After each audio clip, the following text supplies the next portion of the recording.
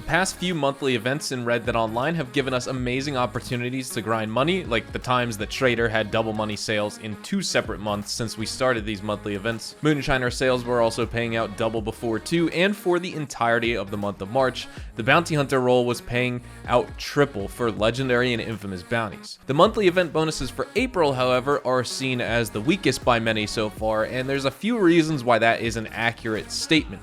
But we will nonetheless be breaking down all the best ways to capitalize on these bonuses, so you can make tons of extra gold and money by playing the game this month. If you're smart with running these missions and you selectively pick and choose where to focus your efforts, you can still make some big money. So with that said, let's get started. If you enjoyed this video at any point, or if you just find it helpful, let me know by dropping a like on it. And if you want to stay up to date with everything Red Dead Redemption 2 and Red Dead Online, consider hitting that subscribe button with your bell notifications turned on.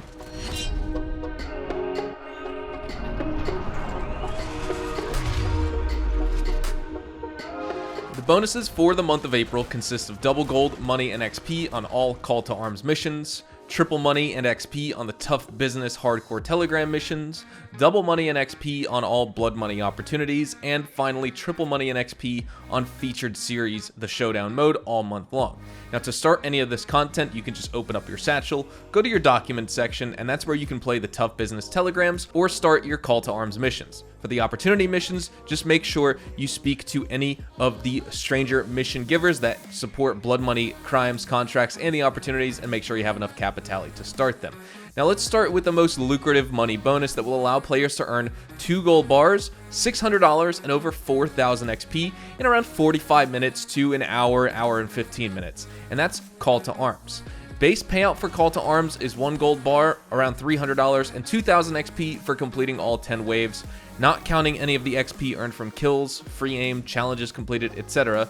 And it should be noted, however, that it does vary a bit depending on if you're solo player running these missions or if you're playing with randoms or friends in a posse and completing those 10 waves. And it turns out that actually playing in a posse does reward you slightly more than running things solo, which is incredibly weird considering the workload is shared between up to 4 players in a shorter amount of time as well, versus just 1 player completing the entire Call to Arms mission, but that's just the way Rockstar made it.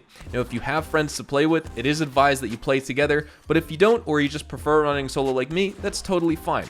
This mode is still extremely lucrative with the double gold and money bonuses. Now those payouts I mentioned though are the full payouts for completing all 10 waves. Again, 2 gold bars, $600, and over 4,000 XP. If you were to unfortunately get killed during any of those waves below wave 10 and you fail the mission, you will be paid 20 gold nuggets per wave completed, so 9 waves is still 1.8 gold bars, but the money you're paid out decreases significantly. So for players who are not super confident they can master all 10 waves, there is a very viable strategy of only completing what you're comfortable with.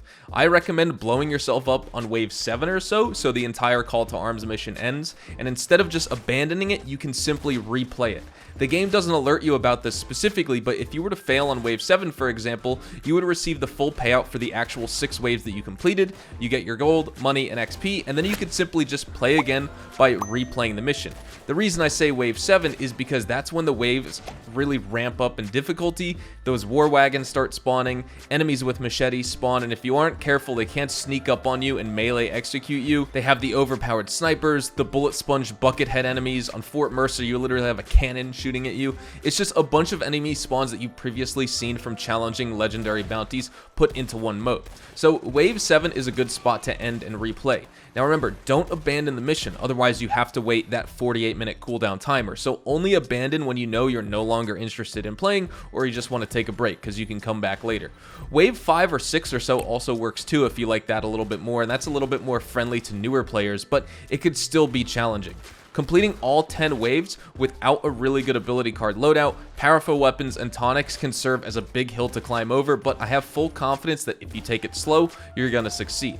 Feel free to play on any map. I simply recommend Blackwater as it's a good starting point, as there's lots of cover, and the higher waves you can stand on top of the theater, or if you prefer the Bank of Blackwater for great sniper vantage points, and you don't need to overexpose yourself to the war wagons or the snipers or anything like that. Just watch out for enemies who may climb up the ladder to get to you. My preferred loadout for Call to Arms, and specifically the Blackwater map, is 2 sawed-off shotguns as my sidearms for close range support, a Lancaster repeater for medium range combat, and then my Arcano rifle for those long-range engagements, like taking out those War Wagon turret operators, for example. Next up, we have double money and XP on blood money opportunities. These 3 missions task you with stealing various ultra-valuable jewels from Ansburg, Saint Denis, and Rhodes. All 3 of these pay out basically the same amount, and this entire month, spending 12 minutes on these missions will result in 32 gold nuggets as expected for the gold payout, but you will also make a flat $300 on the mission. I wouldn't advise dragging it out the half hour to receive the max payout. It's not that much more than if you were to spend 12 minutes on it, and also keep in mind you're taking way too much time away from your free roam businesses. We'll get into why a little bit later on, but this content I recommend only doing when you have the 25 capitale to start an opportunity on Ruthless difficulty. When you're in the free roam and not tending to your Moonshiner and Trader businesses, you can play the blood money contracts to earn up to 3 capitale per contract mission, and those function similar to the infamous bounties, where even if you may be transported into a different starting point for that mission, your camp is still producing goods and Marcel is still making your moonshine too, so you're keeping up with those businesses. And then finally, we have triple money and XP on the tough business hardcore telegram missions. This is the worst bonus from our list for this month. While you can earn much more by completing them in stealth and not alerting any enemies, 12 minutes spent on these missions while you blast your way through their checkpoints and enemy groups is only going to result in about $101.50. Now on its own, it's not too bad of a payout for 12 minutes, but remember, you're going to consume a lot of tonics, you're going to use a lot of ammo, and lower level players may fail consistently on these, as once you complete the 2 lower difficulties of a certain telegram mission, you're then only forced to play on Ruthless difficulty forever after that. And there's also a 20-minute cooldown on these before you can start another, which again takes time away from Trader and Moonshiner productions when you're in the middle of these telegrams, because you're not in the free roam, so these missions aren't the most lucrative. However, they are still extremely fun. And since I think a lot of players overlook these and discard them because the pay isn't really optimal, it doesn't mean you still can't have fun on them and take on some of the challenges of the most fun free aim telegram missions in the game. And then of course, we have triple pay on the featured series show until this event ends, but without gold having a bonus, it's not really that great unless you still really enjoy PvP and that's all you play anyway, because you'll be making good money. You're just sacrificing free roam currency potential, so keep that in mind. So now I need to mention why these bonuses are not regarded very highly by people. In strict regards just to the monetary payouts and not focusing on the time investment or the difficulty, etc., the payouts from these bonuses this month are actually pretty decent, and I would argue that they are worth playing if you're looking to make money faster than usual, but there are some major key drawbacks that we need to discuss real fast. With all of these bonuses, you will be taken out of the free roam of Red Dead Online and then placed into an instance mission. What this means is that your Trader and Moonshiner businesses are going to halt production. They're going to resume production like normal after you complete the mission, but for the entirety of your time spent completing these missions when you're in it, that means you're going to be losing money on your free roam businesses because they're not producing any product. Legendary bounties do that as well, and players still love the triple money bonus last month, so why is it a big deal now, you may ask? Well, unfortunately, the payouts with these bonuses just are not as high for these missions. 12 minutes on Ruthless difficulty opportunities may pay out $300, but it's too bad you can't farm them back to back to back forever because you need to meet that annoying 25 capitale threshold to even start one.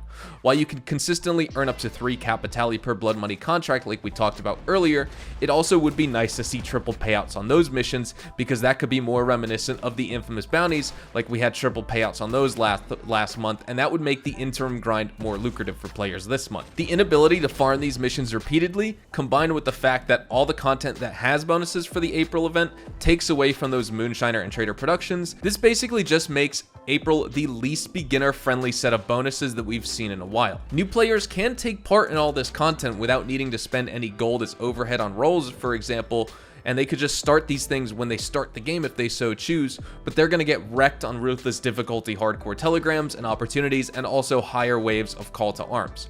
All in all though, what is this event best for? Farming gold. Absolutely. Double money on call to arms and cheesing it by ending the mission early and restarting over and over, that's going to award you several gold bars per day when you play, and you should be good to go.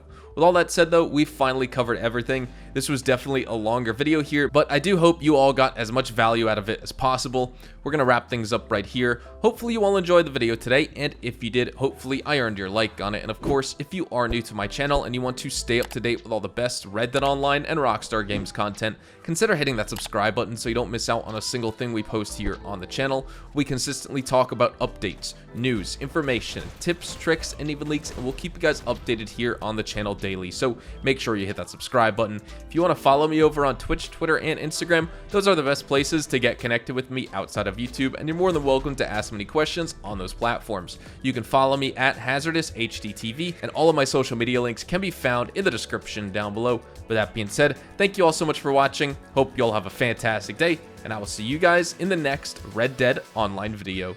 Adios, amigos.